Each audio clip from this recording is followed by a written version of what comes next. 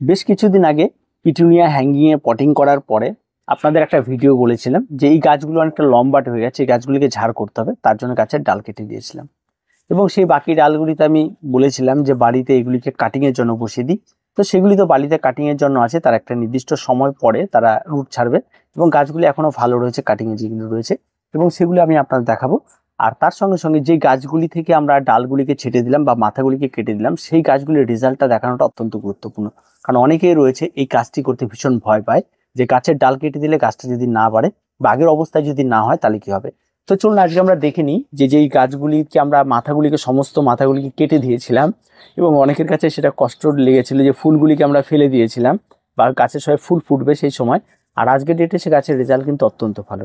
হ্যাঁ, গাছে একটাও ফুল ফোটেনি, আর ফুটলেও দুই একটা হয়তো ফুটছে, কিন্তু গাছের যে বাকি যে ব্রাঞ্চগুলি বেরিয়েছে সেই ব্রাঞ্চগুলি কিন্তু সত্যি প্রচুর পরিমাণে ব্রাঞ্চ বেরিয়েছে এবং পুরো টপটা মোটামুটি ভরার অবস্থায়। তো সেই সমস্ত ব্রাঞ্চগুলি যখন বড় হবে তখন আপনার চিন্তা ভাবনার বাইরে এক একটা গাছের থেকে অন্তত 10টা 12টা করে ব্রাঞ্চ বেরিয়ে গেছে। এই 10টা 12টা ব্রাঞ্চ যখন পুরো টপ জুড়ে যাবে তখন এক একটা গাছের গ্রোথটা কোথায় গিয়ে দাঁড়াবে। আর সেটার তো একটা ব্যাপার রয়েছে, আর যখন এই সময় এসে এই সমস্ত ডালগুলো বাড়া শুরু করছে এই সময় এসে কিন্তু গাছে খাবারেরও প্রয়োজন রয়েছে।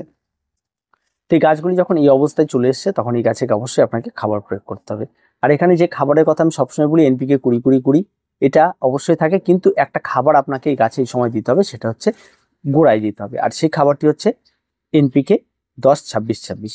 এটা যদি আমি আমার গাছের গোড়ায় একবার এখানটায় এই অবস্থায় দিতে পারি, কারণ গাছের গোড়া এখনো ফাঁকা রয়েছে, পরবর্তী তার ফাঁকাটা পাবো না, এই সময় যদি 10-26-26 প্রত্যেকটা যে আমার যে টবগুলো রয়েছে 6 ইঞ্চি মাপের যে টবগুলো রয়েছে হ্যাঙ্গিং এর, সেই সমস্ত টবগুলিতে আমাকে ব্যবহার করতে হবে 5 থেকে 6 দানা। এটা আমি একবারই ব্যবহার করবো মাটিতে, আর কিন্তু ব্যবহার করব না। আর এটা ব্যবহার করার পরে কিন্তু ঠিক তার 7 দিন যাবে, আপনার ম্যাজিকের মতো এই সমস্ত গাছগুলি হ্যাঙ্গিং পুরো ভর্তি হয়ে যাবে। কারণ এই সময় আমি গাছের ওই রুটটার উপর একটু জোর দেবো, কারণ আমার এই সময় গাছের পটাশিয়াম আর ওই ফসফেট যেটা থাকে, যেটা রুট সিস্টেমকে খুব একটা ভালো রাখে, সেটার উপর জোর দেবো। কারণ পটাশিয়ামটা সব কি হবে, গাছে যখন ফুল দেবে তখন কিন্তু খুব ভালোভাবে সেটা ফার্স্ট স্টেজে এসে দেখে নেবে। আর পরবর্তীতে তো আমি গাছে স্প্রে করে তো বিভিন্ন ধরনের লিকুইড খাবার, যেটা আমি 12-61-0 রয়েছে, তারপর আপনার রয়েছে NPK 20-20-20, সেটা অল্টারনেটিভ করে বা দুটো একসঙ্গে মিশিয়ে এই সমস্ত গাছে কিন্তু এই সময় থেকে প্রয়োগ করা শুরু করে দেবো। পুরো 7 দিন পর পর এটা প্রয়োগ করে যাবো, কোনো রকম কোনো সমস্যা হবে না, গাছ দেখার মতো হবে এবং প্রত্যেকটা গাছ দেখার মতো হয়ে যাবে। আর এই সময় এসে কিন্তু আপনাকে বিভিন্ন ধরনের ফাঙ্গাল কিন্তু আপনার চোখ রাঙানি দেবে। আর তার জন্য কিন্তু বাঁচতে হলে কিন্তু অবশ্যই আপনাকে এখানটা ব্লাইটক্সটা অবশ্যই আপনাকে এই সমস্ত গাছগুলিকে নিয়মিত ব্যবহার করে যেতে হবে।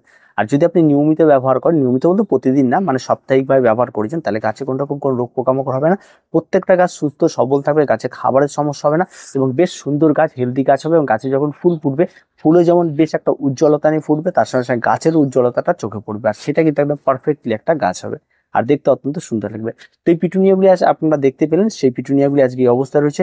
পরবর্তীতে আর এই পিটুনিয়া নিয়ে কোনো ভিডিও হবে না। আর পরবর্তীতে এই সমস্ত গাছে যখন ফুল ফুটবে তার পরবর্তীতে কিছু হালকা পরিচর্যা থেকে সেই আমি আপনাদেরকে সেটা দেখাবো।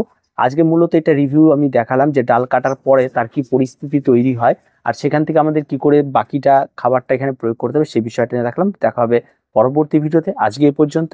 অবশ্যই অবশ্যই চ্যানেলটিকে সাবস্ক্রাইব করে রাখবেন, আর প্রত্যেকে ভালো থাকবেন। আশা করি আপনাদের শীতকালীন বাগান অবশ্যই আমাদের চ্যানেল যদি আপনি দেখে থাকেন খুব সহজভাবে খুব সরলভাবে আপনাদের শেখানো হয়ে থাকে, তো বেশ সুন্দর আপনাদের গাছগুলিও গ্রোথ করবে।